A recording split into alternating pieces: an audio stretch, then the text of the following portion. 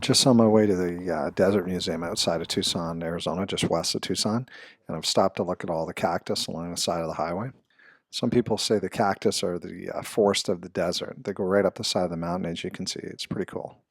I just pulled over to take a close look at these cactus. Look at the size of those cactus needles, huge. This is the mountain lion, or cougar, as it's also termed. They're also called pumas in certain parts of, and panthers in certain parts of South America.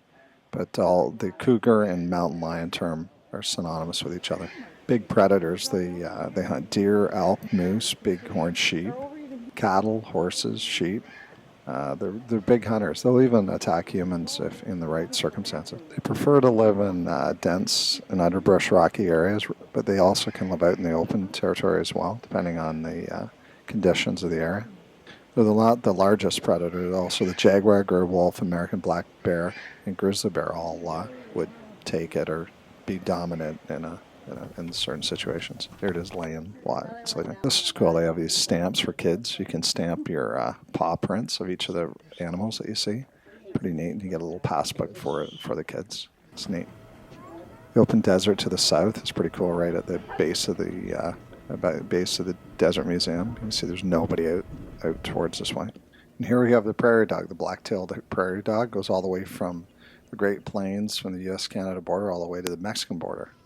It's part of the rodent family. It has a little black tail at the end, and they live in large colonies or towns, they call them. The largest prairie dog town was in Texas, and it covered over 25,000 square miles and had over 400 million inhabitants. Pretty wild little animals. They stand up on their hind legs whenever they hear danger or noise. It's about 80 degrees right now. It's 9 o'clock in the morning. They're starting to burrow down because of the heat. They come out usually in the morning and just before dusk to look around because of the heat this time of year. I'm in the spring in Arizona. Those two just kiss. There's a couple other prairie dogs looking around. These guys don't hibernate, but they become dormant for short periods of time. I don't know really what that means, but they, I guess when it gets really, really hot or really, really cold, they tend to just sort of stay dormant. The lady here at the Desert Museum was saying that this time of year they're fighting for females. So a lot of the males are all scraped up, and you can see the females are getting a little fatter because they're going to have little pups. As I said before, their characteristic is to stand up on their hind legs, like those two just did, to look and make a noise if a predator's coming or a danger's coming. They communicate fairly well verbally. And as I said, they're fighting right now and fighting for dominance and position. They're really moving around fast. I'm actually shocked how fast they can move.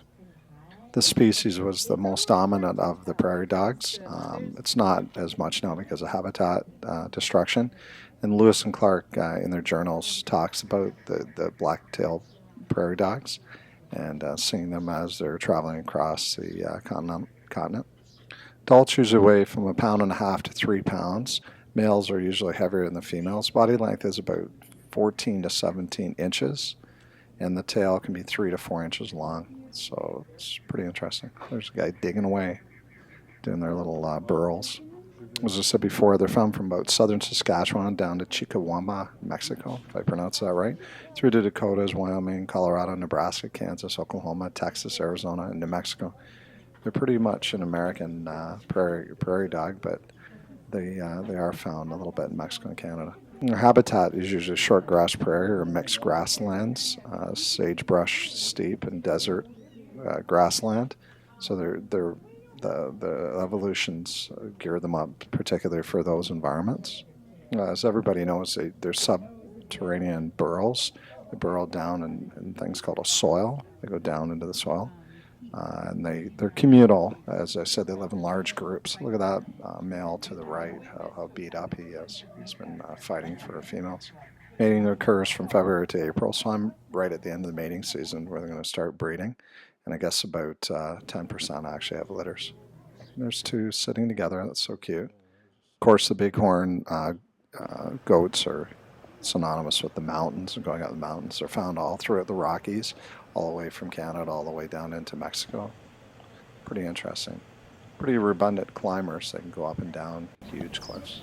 Pretty much the same range as prairie dog as the bobcat. It goes from the southern Canadian border to northern New Mexico through the continental U.S.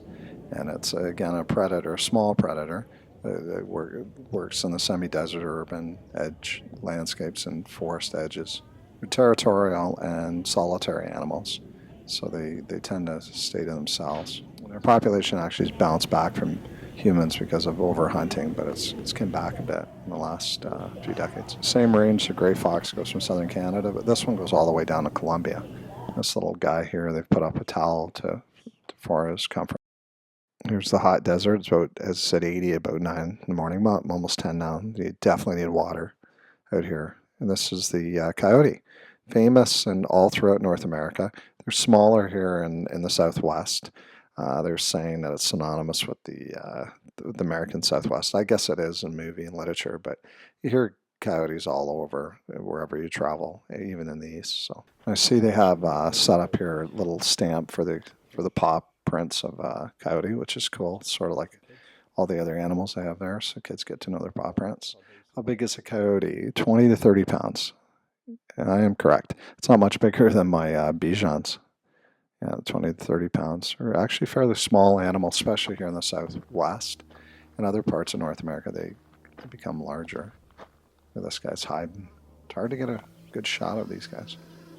And the coyotes range from like northern Canada all the way down to Panama, so they truly are a North American species. Very successful, true canine, and they've been around almost 2 million years, 1.8 billion years, and they're excellent hunters and they're excellent scavengers. Unlike the wolf, their population is increasing, especially in urban areas. They're found throughout North America more and more. So this guy got pretty close. He's become pretty tame.